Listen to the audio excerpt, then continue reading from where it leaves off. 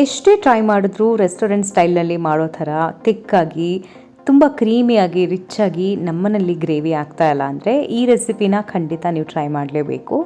ತುಂಬಾ ರುಚಿಯಾಗಿ ಪನ್ನೀರ್ ಲಬಾಬ್ದಾರ್ನ ರೆಸ್ಟೋರೆಂಟ್ ಸ್ಟೈಲ್ನಲ್ಲಿ ಹೇಗೆ ಮಾಡೋದು ಅಂತ ಇವತ್ತಿನ ವಿಡಿಯೋದಲ್ಲಿ ತೋರಿಸ್ತಾ ಇದ್ದೀನಿ. ಇದನ್ನು ಚಪಾತಿ, ರೋಟಿ ಹಾಗೆ ನಾನ್ ಜೊತೆಗಂತೂ ಒಳ್ಳೆ ಕಾಂಬಿನೇಷನ್. ಮನೆಯಲ್ಲೇ ನೀವು ಈಸಿಯಾಗಿ ರೆಸ್ಟೋರೆಂಟ್ ಸ್ಟೈಲ್ನಲ್ಲಿ ಹೇಗೆ ಈ ರೆಸಿಪಿನ ಮಾಡ್ಬೋದು ಅಂತ ನೋಡ್ಕೊಂಡು ಬರೋಣವಾ. Welcome back to my channel.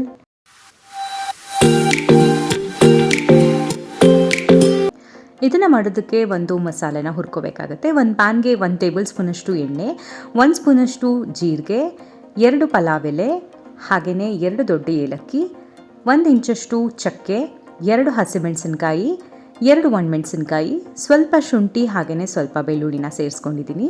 1 ದೊಡ್ಡ ಈರುಳ್ಳಿನ ಹೆಚ್ಚಿ ಸೇರಿಸ್ತಾ ಇದ್ದೀನಿ. ಹಾಗೆ 1 ಟೊಮ್ಯಾಟೊನ ಹಾಕ್ಕೊಂಡಿದ್ದೀನಿ. ಸ್ವಲ್ಪ ಗೋಡಂಬಿ ಹಾಗೆಯೇ ಮೆಲನ್ ಸೀಡ್ಸ್ನ ಹಾಕ್ಕೊಳ್ತಾ ಇದ್ದೀನಿ. ಇದು ರುಚಿನೂ ಕೊಡುತ್ತೆ, ಹಾಗೆಯೇ ಗ್ರೇವಿನ ತಿಕ್ಕಾಗಿ ಕೂಡ ಮಾಡುತ್ತೆ. ಸ್ವಲ್ಪ ಕೊತ್ತಂಬರಿ ಸೊಪ್ಪಿನ ಕಡ್ಡಿಗಳನ್ನ ಕೂಡ ಸೇರಿಸ್ಕೊಂಡಿದ್ದೀನಿ, ಒಳ್ಳೆ ಫ್ಲೇವರ್ ಬರೋದಕ್ಕೋಸ್ಕರ. ಇದನ್ನೆಲ್ಲ ಹಾಕಿದ್ಮೇಲೆ ಚೆನ್ನಾಗಿ ಫ್ರೈ ಮಾಡ್ಕೋಬೇಕಾಗತ್ತೆ. ಹಾಗೆಯೇ 1/4 ಚಮಚದಷ್ಟು ಅರಿಶಿನ, ಅರ್ಧ ಚಮಚದಷ್ಟು ಅಚ್ಕಾರದ ಪುಡಿನ ಹಾಕ್ಕೊಳ್ತಾ ಇದ್ದೀನಿ. ಇದೆಲ್ಲ ಹಾಕಿದ್ಮೇಲೆ ಚೆನ್ನಾಗಿ 2ರಿಂದ 3 ನಿಮಿಷ ಇದನ್ನು ಲೋ ಫ್ಲೇಮ್ನಲ್ಲೇ ಫ್ರೈ ಮಾಡಿಕೊಂಡು ಇದಕ್ಕೆ 1 ಕಪ್ಪಷ್ಟು ಬಿಸಿ ನೀರನ್ನ ಹಾಕ್ಕೊಳ್ತಾ ಇದ್ದೀನಿ, ಸ್ವಲ್ಪ ಬೇಗ ಬೇಯಲಿ ಅನ್ನೋ ಕಾರಣಕ್ಕೆ. ಈಗ ನೀರೆಲ್ಲ ಇಂಗಿ ಇದು ಚೆನ್ನಾಗಿ ಬೆಂದಿದೆ. ಇದು ತಣ್ಣಗಾದ್ಮೇಲೆ ರುಬ್ಬಿಟ್ಟು ಇದನ್ನು ಪೇಸ್ಟ್ ಮಾಡಿ ಇಟ್ಕೋಬೇಕಾಗತ್ತೆ. ಈಗ ಒಂದು ಪ್ಯಾನ್ಗೆ 1 ಟೇಬಲ್ ಸ್ಪೂನಷ್ಟು ಎಣ್ಣೆನ ಹಾಕ್ಕೊಂಡು 100 ಗ್ರಾಮಷ್ಟು ಈ ರೀತಿ ಕ್ಯೂಬ್ ಆಗಿ ಕಟ್ ಮಾಡಿರುವಂಥ ಪನ್ನೀರನ್ನ ಸೇರಿಸ್ಕೊಂಡು ಸ್ವಲ್ಪ ಅರಿಶಿನ ಹಾಗೆಯೇ ಸ್ವಲ್ಪ ಅಚ್ಕಾರದ ಪುಡಿನ ಸೇರಿಸ್ಕೊಳ್ತಾ ಇದ್ದೀನಿ. ಇದನ್ನು ತುಂಬ ಹುರಿಬಾರ್ದು, ಲೈಟಾಗಿ ಸ್ವಲ್ಪ ಎಣ್ಣೆನಲ್ಲಿ ಫ್ರೈ ಆದರೆ ಸಾಕಾಗುತ್ತೆ. ಸ್ವಲ್ಪ ಕೊನೆಯಲ್ಲಿ ಉಪ್ಪನ್ನು ಕೂಡ ಸೇರಿಸ್ಕೊಂಡಿದ್ದೀನಿ.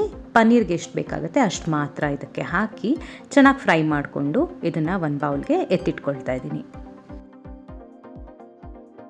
ಈಗ ಅದೇ ಪ್ಯಾನ್ಗೆ 1 ಟೇಬಲ್ ಸ್ಪೂನಷ್ಟು ಎಣ್ಣೆ ಹಾಗೆಯೇ ಸ್ವಲ್ಪ ಬೆಣ್ಣೆನ ಕೂಡ ಸೇರಿಸ್ಕೊಂಡಿದ್ದೀನಿ.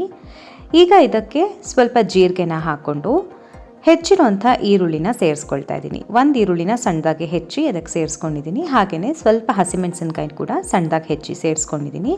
ಇದೆರಡು ಚೆನ್ನಾಗಿ ಫ್ರೈ ಆಗಬೇಕು. ಅದಾದಮೇಲೆ ಇದಕ್ಕೆ 1 ಟೇಬಲ್ ಸ್ಪೂನಷ್ಟು ಶುಂಠಿ ಬೆಳ್ಳುಳ್ಳಿ ಪೇಸ್ಟ್ನ ಕೂಡ ಹಾಕ್ಕೊಂಡಿದ್ದೀನಿ. ಇದನ್ನು ಸ್ವಲ್ಪ ಹಸಿ ವಾಸನೆ ಹೋಗೋವರೆಗೂ ಹುರಿದಿದ್ದಾದಮೇಲೆ ಅರ್ಧ ಸ್ಪೂನಷ್ಟು ಅಚ್ಕಾರದ ಪುಡಿ, 1 ಸ್ಪೂನಷ್ಟು ಧನಿಯಾ ಪುಡಿ ಹಾಗೆಯೇ 1/4 ಚಮಚದಷ್ಟು ಅರಿಶಿನದ ಪುಡಿನ ಹಾಕ್ಕೊಂಡು ಚೆನ್ನಾಗಿ ಫ್ರೈ ಮಾಡ್ಕೊಳ್ಳೋಣ. ಈಗ ಇದಕ್ಕೆ ಸಣ್ಣದಾಗಿ ಹೆಚ್ಚಿರುವಂಥ ಟೊಮ್ಯಾಟೊನ ಕೂಡ ಸೇರಿಸ್ಕೊಂಡು ಚೆನ್ನಾಗಿ ಫ್ರೈ ಮಾಡ್ಕೋಬೇಕಾಗತ್ತೆ. ಟೊಮೆಟೊ ಸ್ವಲ್ಪ ಸಾಫ್ಟ್ ಆಗೋವರೆಗೂ ಇದನ್ನು ಹುರ್ಕೋಬೇಕಾಗತ್ತೆ.